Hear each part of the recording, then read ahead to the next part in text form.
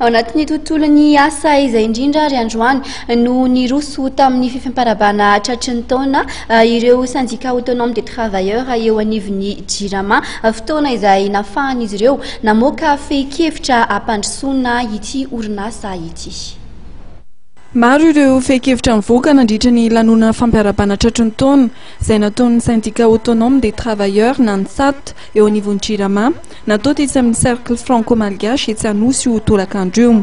Fehi-kevitra entina mampandroso hatrany ity orinasa-panjakana ity. Manazava Andriamatoa Ajamamiririny, Front National NSAT. Manokana zany le taona 2024 satria nivoaha amin'ny firenena tao anaty krizy ary ny Jirama dia anisan'ny tafavoaka tao anatin'izany satria raha ny zavatra niainana dia somary mafimafy ihany ary idirana ny mpitondra sy mpiasa ny Jirama zany satria raha ohatra hoe tenenina aminareo tsotra zany dia hoe ny famokarana herin-jiro eto amin'ity Jirama ity dia ny 5.7 dia mandeha centrale thermique daholo, zany hoe mandeha amin'ny solika zany. Ny charge ny Jirama dia 85% dia solika.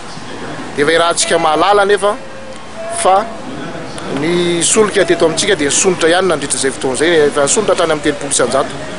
Na dia eo aza ary isorana be dia be fitondrana tetezamita nanampy tamin'ny fiatreran'izany fa dia eo zany niezaka nataon'ny Jirama nampitondra io hatrany amin'ny ministera na mpiasa rehetrarehetra natafavoaka ary mbola misy Jirama antsika hatramin'izao. Izay zany aloha ny tena zava-dehibe fa ankoatran'izay dia hoe misy ihany koa fanantenana amin'izao régime vaovao zao satria arak'le hoe fampanantenana tamin'ny fotoan'andro nireny moa zany dia tena efa miroso amin'ny fanafonana ny délestage fa ho anay mpiasa zany dia hoe tokony mba hampitoviana ihany na ny Tamatavy na ny Diego reo renivohitra zany na Tuliara mba hitovy ohatrany hoe ny misy problème koa zany ohatrany hoe ny Betukatsimo, Ampanefena,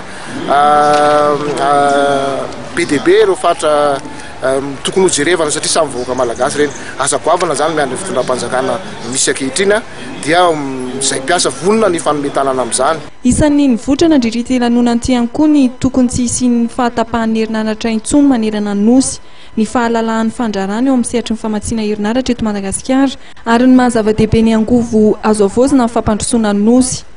Tao anaty lanonana ara-piralahiana no nizoran'ity fampirabana tratrin'ny taona izay nitotosain'ny NSAT tetsy Anosy ity.